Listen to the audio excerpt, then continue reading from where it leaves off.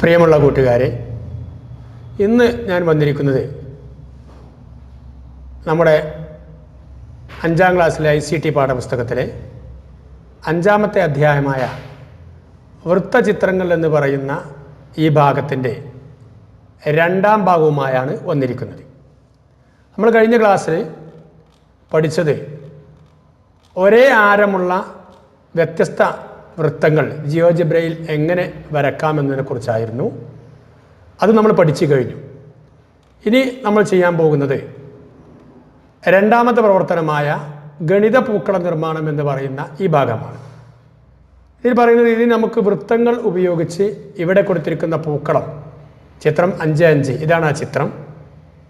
ആ ചിത്രം എങ്ങനെ നിർമ്മിക്കാം ജിയോജിബ്രയിൽ എന്നതിനെക്കുറിച്ചാണ്. അതിനുവേണ്ടി നമ്മൾ ജിയോജിബ്ര ഓപ്പൺ ആക്കുകയാണ്. ആപ്ലിക്കേഷനിൽ പോകുന്നു, എഡ്യൂക്കേഷനിൽ വരുന്നു, ജിയോജിബ്ര ഓപ്പൺ ആക്കുന്നു.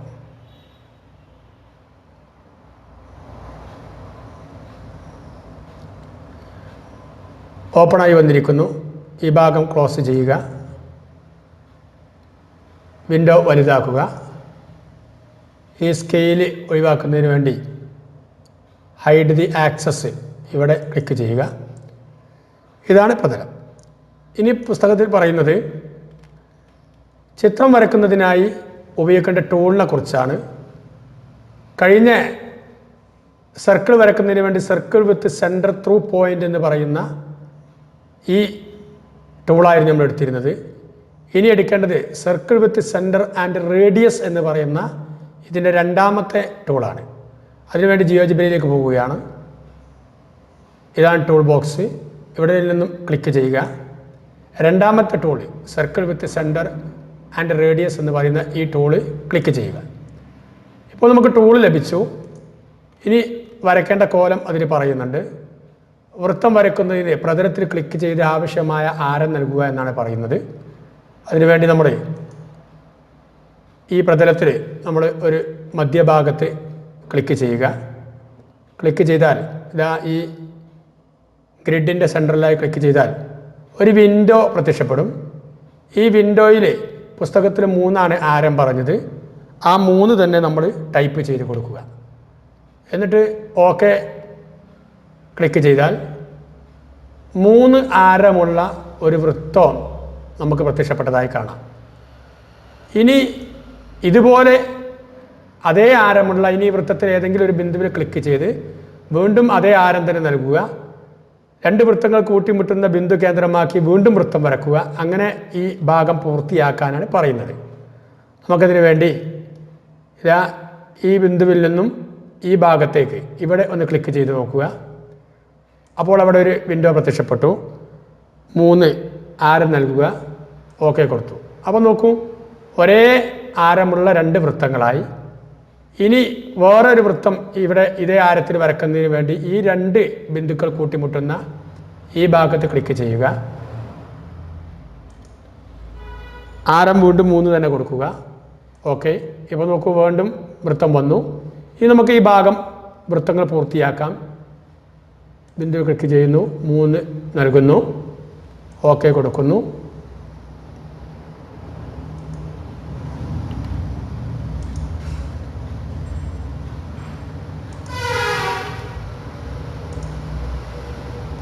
ഇവിടെ ഒന്നുകൂടി വരയ്ക്കേണ്ടതുണ്ട്.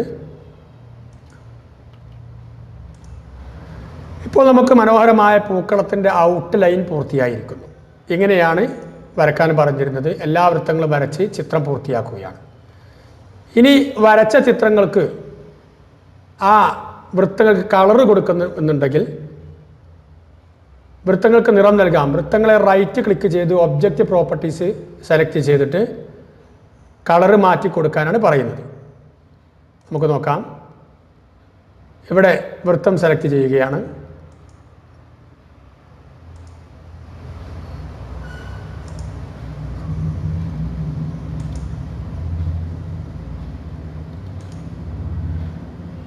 മൗസിൻ്റെ ഇടത് ഭാഗം ക്ലിക്ക് ചെയ്താൽ നമുക്ക് അവിടെ ഇങ്ങനെ ഒരു ബോക്സ് പ്രത്യക്ഷപ്പെടും. അവിടെ ഒബ്ജക്റ്റ് പ്രോപ്പർട്ടീസിൽ പോവുക. ഇങ്ങനെ ഒരു വിൻഡോ വരും. അതിൽ കളർ എന്നുള്ള ഈ ഭാഗം സെലക്ട് ചെയ്യുക. നമുക്ക് ആവശ്യമായ കളർ ഇവിടെ ക്ലിക്ക് ചെയ്ത് കൊടുക്കുക. ഞാൻ ഈ കളറാണ് എടുക്കുന്നത്. അപ്പോൾ ഇവിടെ പ്രിവ്യൂ കാണാം. പ്രിവ്യൂവിൽ ഒപ്പാസിറ്റി ഒരല്പം കൂട്ടി കൊടുക്കുക. ഇത് ഒരു മീഡിയം കളറാണ്. ഇനി ഒപ്പാസിറ്റി കൂടുതലാക്കുകയാണെങ്കിൽ ഡാർക്കായി വരും. നമുക്ക് ഡാർക്ക് വേണ്ട, നമുക്കൊരു മീഡിയം കളർ മതി. അങ്ങനെ അവിടെ ക്ലോസ് ചെയ്താൽ നോക്കൂ, ഈ വൃത്തത്തിന് നമ്മൾ നൽകിയ കളറ് മൊത്തമായി വന്നു. അങ്ങനെ എല്ലാ വൃത്തങ്ങൾക്കും നമുക്ക് കളർ നൽകാവുന്നതാണ്. മൗസിൻ്റെ ഇടത് ബട്ടൺ ക്ലിക്ക് ചെയ്യുക, ഒപ്പാസിറ്റി കൂട്ടി കൊടുക്കുക.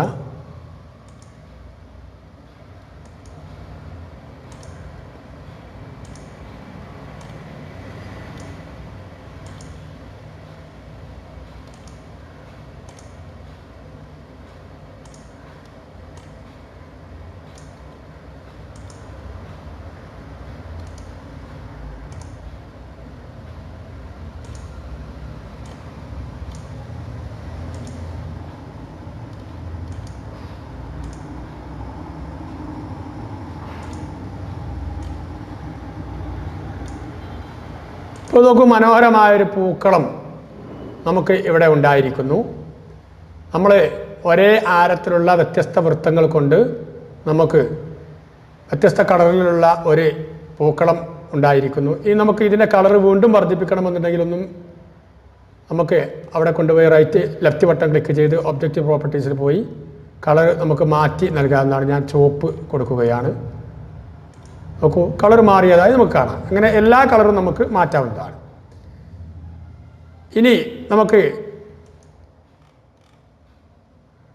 ടെക്സ്റ്റ് പുസ്തകത്തിൽ പറയുന്നത് വൃത്തം വരക്കുന്നതിനുള്ള വ്യത്യസ്ത മാർഗങ്ങളാണ്. ഈ ടൂളുകളൊക്കെ നമുക്ക് പരീക്ഷിച്ച് നോക്കാവുന്നതാണ്.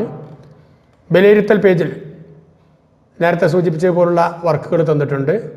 അത് ചെയ്ത് നോക്കി നമുക്ക് ചെയ്തു നോക്കാവുന്നതാണ്. തുടർ പ്രവർത്തനങ്ങൾ പറയുന്നതിന് വേണ്ടി വൃത്തങ്ങളുടെ ഒബ്ജക്റ്റ് പ്രോപ്പർട്ടി സെലക്ട് ചെയ്ത് കളർ ടാബിലെ ഒപ്പാസിറ്റി വർദ്ധിപ്പിച്ച് താഴെ കാണുന്ന ചിത്രങ്ങളാക്കാൻ വേണ്ടി പറഞ്ഞിട്ടുണ്ട്. നിങ്ങൾക്കതൊക്കെ ചെയ്തു നോക്കാവുന്നതാണ്. നമുക്ക് ഈ വർക്ക് സേവ് ചെയ്യുന്നതിന് വേണ്ടി ഫയലിൽ പോവുക, സേവ് ബട്ടൺ ക്ലിക്ക് ചെയ്യുക. ഇപ്പോൾ ഡെസ്ക്ടോപ്പിലാണ് നമുക്ക് സേവ് ചെയ്യേണ്ടത് എന്നുണ്ടെങ്കിൽ ഡബിൾ ക്ലിക്ക് നൽകുക.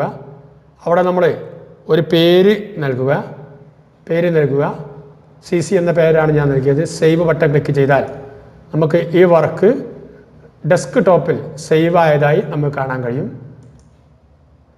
CCGGB എന്ന് പറയുന്ന ഫോർമാറ്റിൽ ഈ വർക്ക് സേവ് ആയതായി നമുക്ക് കാണാൻ കഴിയും. ഇങ്ങനെ ടെക്സ്റ്റ് പുസ്തകത്തിൽ പറഞ്ഞ വ്യത്യസ്ത വർക്കുകൾ ചെയ്തുകൊണ്ട് നമുക്ക് കൂടുതൽ വിവരം ഇതിൽ നിന്നും നേടാവുന്നതാണ്. നിങ്ങൾക്ക് എൻ്റെ ഈ ചാനൽ ഇഷ്ടപ്പെടുകയാണെങ്കിൽ നിങ്ങൾ ഈ സബ്സ്ക്രൈബ് ബട്ടൺ ഒന്നമർത്തുക. കൂട്ടത്തിൽ ഈ ബെൽ ബട്ടണും ഒന്നമർത്തി കൊടുക്കുക.